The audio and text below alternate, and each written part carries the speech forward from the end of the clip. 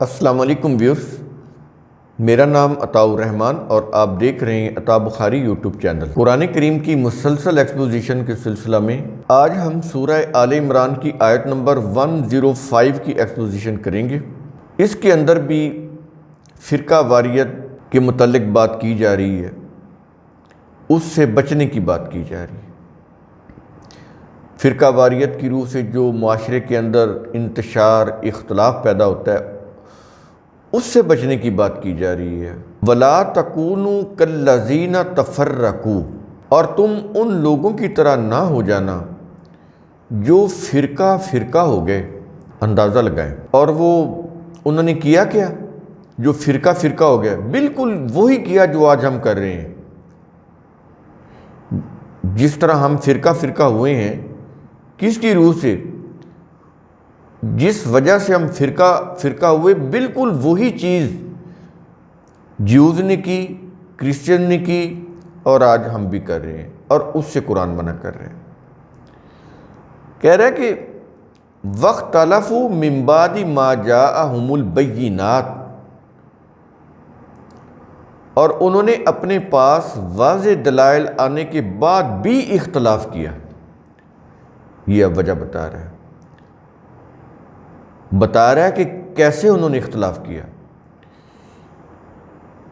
کہ بینات آ گئی، واضح دلائل آ گئے، یعنی واضح پروف آ گئے اللہ کی قوانین کی صداقت کے، ثبوت مل گئے، ان کو ثبوت آ گیا ان کے پاس۔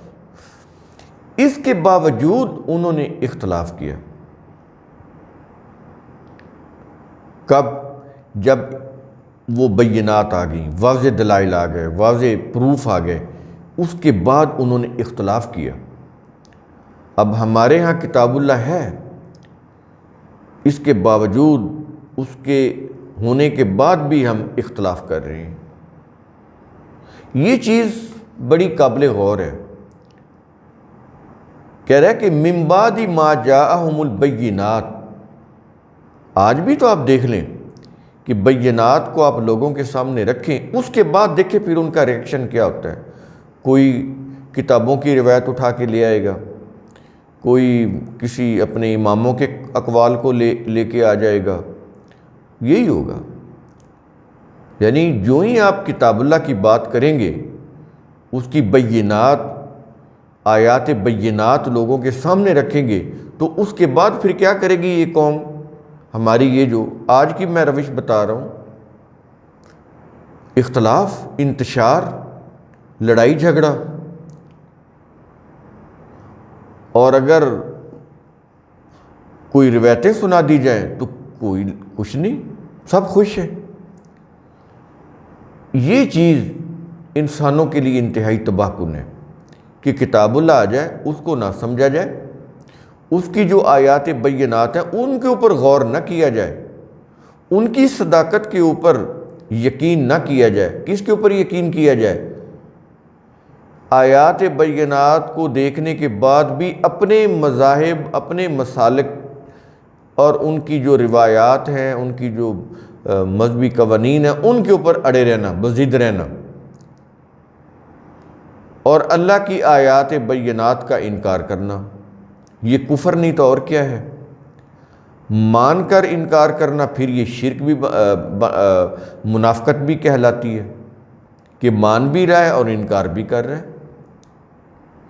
تو یہ جو چیزیں ہیں بڑی ہی الارمنگ سچویشن ہے ہمارے لیے، بہت زیادہ۔ اس لیے تو ہم تباہی سے نہیں نکل رہے۔ آپ دیکھیں تو صحیح حالت ہماری کیا ہوگی، ہمارے جوانوں کی، ہمارے بڑوں کی، ہماری اخلاقی حالت کیا ہوگی؟ کبھی غور کریں۔ ڈیلی کوئی دن ایسا کوئی ہے کہ جس میں کوئی سکون کی، کوئی امن کی کوئی خبر ملی ہو آپ کو؟ کوئی ایک دن بتا دیں۔ صبح سے لے کر شام تک الیکٹرانک پرنٹ میڈیا وہ لوگوں کو سامنے وہ دہائیاں دے رہا ہوتا ہے، مر گئے، لٹ گئے، برباد ہو گئے۔ کبھی کبھی اچھی خبر آئی ہے آپ کے پاس؟ کیا چیز ہے یہ؟ اخلاقی حالت اگر دیکھیں تو پوری دنیا میں سب سے زیادہ اخلاق کی جو پست ترین حالت ہے اس کے اوپر یہ پاکستانی قوم پہنچ چکی ہے، یہ صورتحال ہوگی۔ تو یہ اسی کو قرآن عذاب بولتا ہے، اور وہ چونکہ سمجھ اس لیے نہیں آ رہی کہ ان کو یہ بتایا گیا کہ عذاب آسمانوں سے نازل ہوتا ہے اور وہ تو قیامت کو آئے گا۔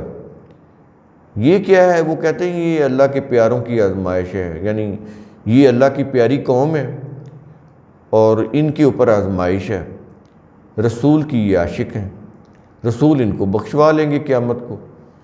تو یہ کچھ جو عذاب دنیا کے اوپر ان کے اوپر نازل ہو رہا ہے یہ تو آزمائش ہے۔ یہ بہت بڑا دھوکہ یہ کھائے ہوئے ہیں، اس لیے اپنے آپ کو صحیح سمت نہیں لے جا رہے، اور اسی خوش فہمی میں ہیں کہ یہ ریچول جو ہیں ان کو بچا لیں گے، یا یہ جو ولادت کی اور شہادت کی جو مجلسیں ہیں اور اس کے جو جلوس ہیں ان کی برکت سے یہ ان کے گناہ بھی معاف ہو جائیں گے۔ اپنے جرائم کو انہوں نے گناہ کا نام دیا، تو اس طرح سے یہ دھوکہ کھائے ہوئے ہیں۔ لیکن اللہ کا قانون وہ تو بالکل بینات واضح، اس میں تو کوئی رو رعایت نہیں، کوئی کنفیوژن نہیں، کوئی کسی قسم کا یہ نہیں کہ اس کے اندر کوئی ایمبیگیوٹی ہو، کوئی چیز واضح نہ ہو، بالکل واضح۔ اس لیے وہ یہ کہہ رہا ہے کہ ساری چیزیں ہم تمہیں بالکل وضاحت کے ساتھ واضح طور پر بتا رہے ہیں، اور اس کے بعد پھر کہہ رہا ہے کہ وَأُولَئِكَ لَهُمْ عَذَابٌ عَظِيمٌ، اور یہی لوگ ہیں جن کے لیے عذاب عظیم ہے۔ اب یہاں پر عذاب عظیم ہے، عذاب کی یہ ایک قسم ہے، اس کے اندر یہ جو عذاب تو ہو گیا نا، وہ جو تکلیف ہے جو اس کے اندر ہوتی ہے، کون سی؟ عظیم، عظیم عظم سے ہے، عین زوئے اور یہ اور میم، عظیم، یہ ہے نا عظیم، اسی سے عظم ہے۔ تو عظم کا مطلب ہوتا ہے بنیاد، کوئی بھی عمارت وہ اپنی بنیاد پہ اوپر کھڑی ہوتی ہے، اگر یہ بنیاد نہ ہو تو اس کے اوپر جتنی بھی آپ عمارت کھڑی کریں گے وہ گر جائے گی، کھڑی نہیں ہو سکتی بغیر کسی بنیاد کے۔ انسان کی یہ جو بنیاد ہے وہ اسکیلیٹن ہے، ہڈیوں کا ڈھانچہ اسکیلیٹن، اس کے اوپر یہ گوشت پوش کا انسان کھڑا ہوتا ہے۔ تو یہاں پر عذاب عظیم کہہ رہا ہے، یعنی کہ ایسا عذاب جو انسان کی بنیاد کو بھی ہلا کر رکھ دے، انسانوں کی بنیادیں ہل کر رہ جائیں، ایسا عذاب۔ تو اس سے آپ اندازہ لگائیں کہ ہماری جو صورتحال ہے کتنی ہی ہولناک ہے۔ ہم تباہی کے گڑھے کے اوپر کھڑے ہیں اور اس میں بس گرنا ہی باقی رہ گیا ہے، یہ صورتحال ہے۔ مہلت کا وقفہ ہم ختم کرتے چلے جا رہے ہیں۔ تو ہمیں چاہیے کہ ہم اپنی اصلاح کریں، بہتری کریں، اپنا مائنڈ سیٹ قرآن کے اصولوں کے تابع کریں، اخلاقی طور پر اپنے آپ کو ایک بہتر قوم بنائیں۔ قرآن نہیں سمجھ آتا، چلیں اس کو ایک طرف رکھ دیں، پہلے بھی نہیں قوم قرآن کی طرف آ رہی، چلیں دنیا کے اندر جو اچھے اخلاق ہیں وہ تو اپنا لیں آپ، جو مغربی اقوام نے اپنا لیے ہیں کم از کم وہ تو اپنا لیں۔ تو وہ بھی نہیں ہے، اس سے بھی بہت ہم نیچے پستی میں آ گئے۔ تو یہ چیزیں کرنی پڑیں گی، نہیں کریں گے تو ٹھیک ہے، اس قرآن کا تو کچھ نہیں جائے گا، اللہ کا تو کوئی نقصان نہیں، نقصان تو ہمارا اپنا ہے، اس سے ہم نے ہی بچنا ہے، اس نے تو گائیڈنس دینی ہے، وہ کتاب کے اندر موجود ہے جو میں آپ سے بیان کر رہا ہوں، آپ کو بتا رہا ہوں، آپ سے شیئر کر رہا ہوں۔ تو کرنا تو ہم نے ہے، اوپر سے آ کے کوئی ملائکہ نے آ کے نہیں ہمیں کوئی نظام بنا کر دینا، یہ انسانوں نے ہی بنانا ہے۔ وہ اسی وقت ہوگا جب اپنے اپنے مسالک، اپنے اپنے خول سے آپ نکلیں گے کتاب اللہ کو کنسلٹ کریں گے، اس کو سمجھیں گے، اس کی روح سے اپنا مائنڈ سیٹ بنائیں گے، اس کی روح سے آپ نظام بنائیں گے، پھر ادروائز کوئی صورت نہیں ہے،